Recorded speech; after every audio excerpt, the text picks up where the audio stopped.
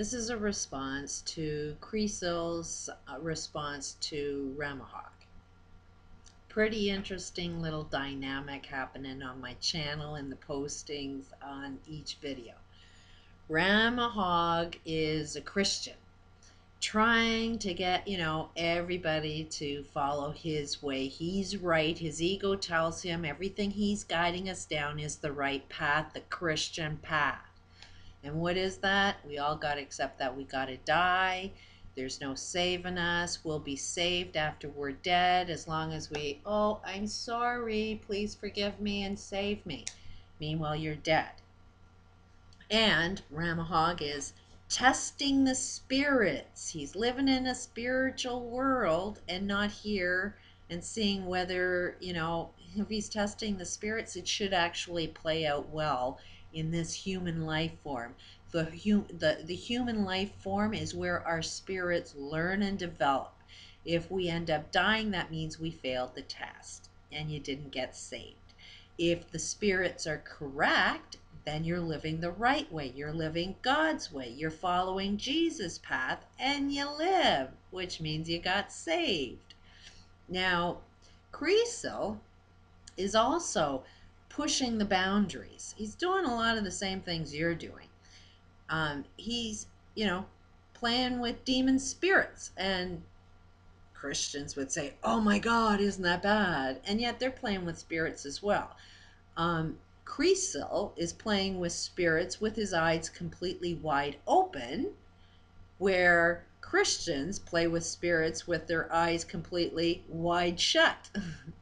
And they can't see what's going on, which means they'll never ever know what's going on, because everything that's true is in a book. Nothing is ever going to be experienced and tested within real life to see whether the spirits are actually true. Where Crecil has experienced life. He was involved in a cult that's identical to the Christian belief systems. And what is the cult? What is the similarity between a cult and Christianity? They judge everybody else to be wrong except for you. Their way of handling guilt is never to look at what you did wrong. You're just supposed to forgive yourself and all is well. There's no sense of responsibility or accountability. It's don't use your head at any time. Use their books. The cult has their books that you have to believe in their books. Just like Christians, they can't think for themselves. They need a book to be able to think for them. Where Crecil is actually using his head. He's saying, does it work in the real world? What makes sense? Does he judge everybody else? No, he's accepting of everybody else's path they need to take to find out what saves them and what doesn't save them. He doesn't seem to be judging, but more questioning. Does that make any sense to you? And that seems to be the better way of doing it. So he's testing out demon spirits. You know what? He's taking his knowledge out and seeing in the world, does it play out? Does it seem right? He will push his concepts and ideas on people. He does it on my channel all the time just to test whether I will judge him. Because the second I judge him is the second that I commit my own sin. There happens to be a rule in the Bible that says don't judge another person, because anytime you do so, the only thing you're judging is yourself, because you're viewing somebody else's actions based on your perceptions. And there is this little saying, don't walk a mile until you walk in their don't judge someone until you walk a mile in their shoes. God is the all-knowing. He knows what shoes you've been walking. So when he judges you, he'll know you're just brainwashed. He'll know that evil has just brainwashed you, completely, and you did your best, but clearly you failed, and you are your own judger. You walk your own path to your own freaking death. Like how you die is how you're going to be judged.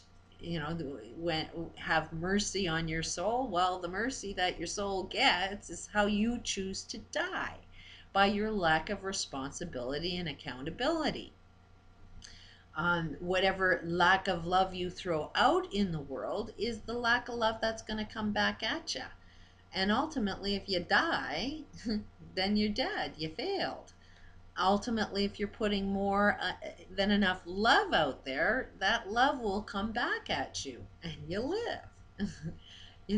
But ultimately, my smoking addiction is one way that the negative energy that comes at me makes me kill myself. So if I end up dying, I'll die of cancer because I'm not choosing to live responsibly and accountable. That creates my own personal well-being.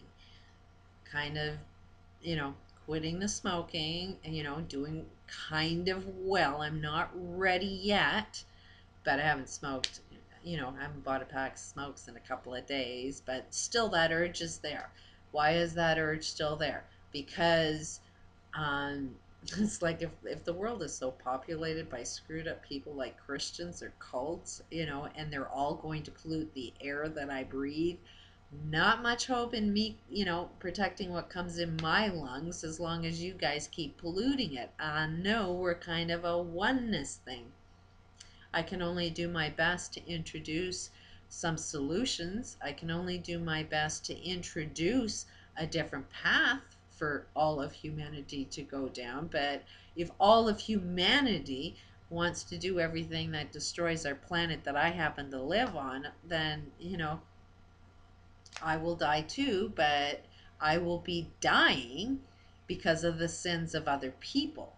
And I will be dying because I either don't communicate effectively enough, I wasn't setting the example myself.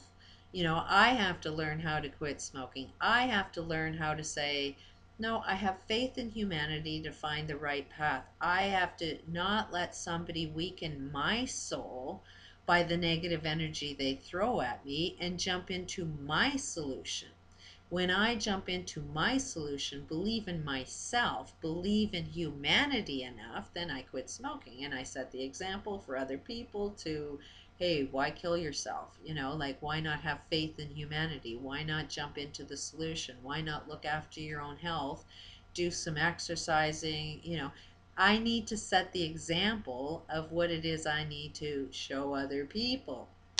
And if I can't jump into my own solution, if I can't believe in humanity with the amount of belief that it needs to happen, then I fail and I'm participating in my own death as well. But it's been my experience that I've had evil all over my life. I've even seen Satan come into my house once. I've seen it in a live form, like, as many people would call me crazy for seeing something like that. But what was happening? I was making a major shift in my life at that time. I was told to give everything up into God's hands, and as soon as God is about to be powerful in your life, Satan will always show up and try to scare you, try to um, you know use his powers to make sure that you see that evil is more powerful than God. And it's a matter of you believing in God enough to get rid of evil and do it through you. So I've definitely known that, I've seen evil, I've seen God, I've seen them both. I can kind of tell the difference between them both. I can see where evil influences my life. It's not a hard thing to see. One thing that Christians are really, really scared of is talking to evil to find out what evil wants. Evil definitely wants something. Just like my smoking addiction wants something, just like every pollution on the planet wants something. What does it want? It wants the solution. Um, there's a big, huge evil sin. It's the worst possible thing you could do if you had a conversation with Satan. But you have to be strong in your own spirit, in your belief in God, while you actually have a conversation with evil or Satan to find out what he wants. But if you did have that conversation and you were strong with God, then there is no influence. There is no he's not a scary thing. Evil is not scary. It's just a small little thing. that we, out of our fears, make to believe is really strong and powerful. But if you're more stronger, if you have God inside you, he's nothing to be scared about. Evil wants peace more than God wants peace. God's, our perception of God is to sit there and do nothing and just wait for something to save you, where evil is going to keep pushing and pushing and testing you until you jump into the solution. Because what does Satan want? Satan wants you to recognize the solution. Right now there's a ton of evil. There's a corporate world that's manipulating and controlling you. What does it ultimately want? It wants you not to let it control you.